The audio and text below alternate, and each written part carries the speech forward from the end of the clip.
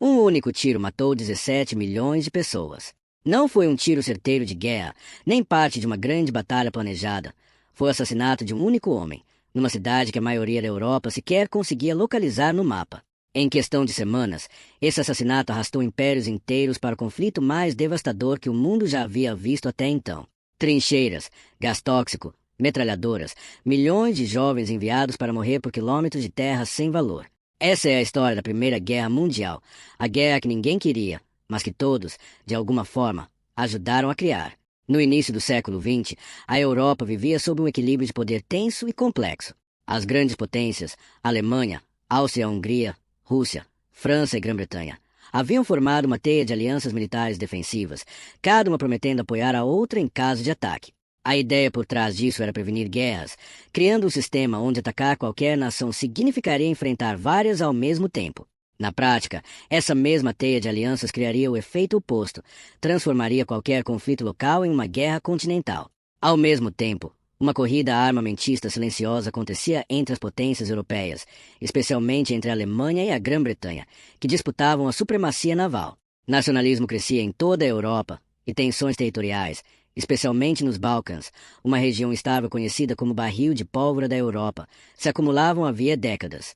Em 28 de junho de 1914, o estupim finalmente chegou. O arquiduque Franz Ferdinand, herdeiro do trono austro-húngaro, foi assassinado em Sarajevo por um nacionalista sérvio chamado Gavrilo Princip. O que poderia ter sido tratado como um incidente diplomático isolado se transformou, através da complexa rede de alianças, em uma crise internacional. A Áustria-Hungria, culpando a Sérvia pelo atentado, declarou guerra em julho de 1914.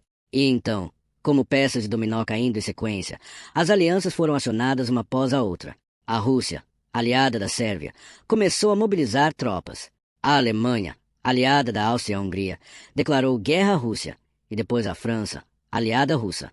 Ao invadir a Bélgica neutra para atacar a França por um caminho mais rápido, a Alemanha trouxe também a Grã-Bretanha para o conflito, que havia se comprometido a proteger a neutralidade belga.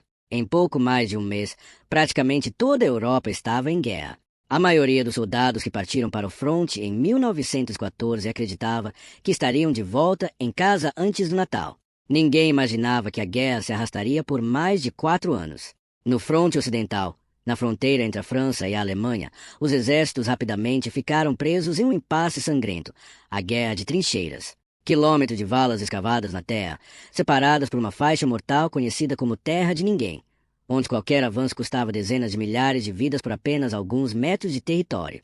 As condições das trincheiras eram brutais. Soldados viviam entre lama, ratos, doenças e o constante bombardeio de artilharia. Novas tecnologias tornaram essa guerra diferente de qualquer conflito anterior. Metralhadoras capazes de disparar centenas de tiros por minuto transformavam ataques de infantaria em massacres. O gás tóxico, usado pela primeira vez em larga escala, causava mortes lentas e agonizantes. E os primeiros tanques de guerra começavam a aparecer nos campos de batalha, tentando romper o impasse das trincheiras. Batalhas como a de Verdun e a do Somme, ambas em 1916, se tornariam sinônimos de carnificina em massa. Somente na Batalha do Somme, mais de 1 milhão de soldados foram mortos ou feridos ao longo de meses de combate por ganhos territoriais praticamente insignificantes. A guerra que deveria durar meses já consumia recursos, economias inteiras, uma geração de jovens europeus. Enquanto isso, o conflito se espalhava para outras frentes, no leste europeu, contra a Rússia, no Oriente Médio, envolvendo o Império Otomano, e mesmo em colônias africanas e asiáticas das potências envolvidas. Em 1917, 2 eventos mudariam decisivamente o rumo da guerra.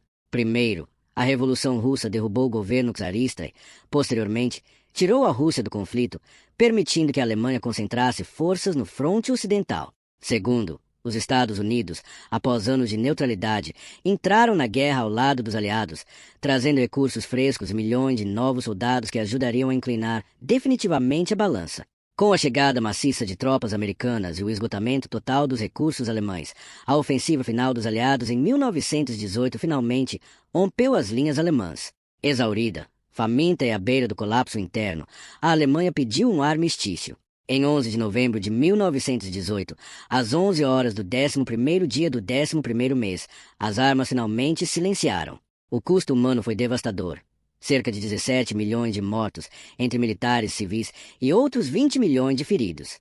Impérios inteiros que haviam existido por séculos, o Império Austro-Húngaro, o Império Otomano, o Império Russo e o Império Alemão, simplesmente deixaram de existir, dando lugar a novas nações e novas fronteiras que redesenhariam o mapa mundial. O Tratado de Versalhes, que oficialmente encerrou a guerra, impôs condições tão severas à Alemanha derrotada que, décadas depois, historiadores apontariam essas mesmas condições como um dos fatores que ajudariam a alimentar o ressentimento nacionalista que levaria a um conflito ainda mais devastador, a Segunda Guerra Mundial.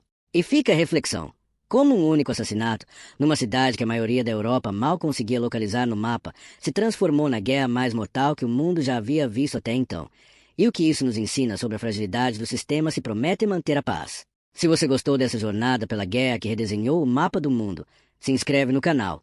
Toda semana eu trago histórias que mudaram o mundo como conhecemos hoje.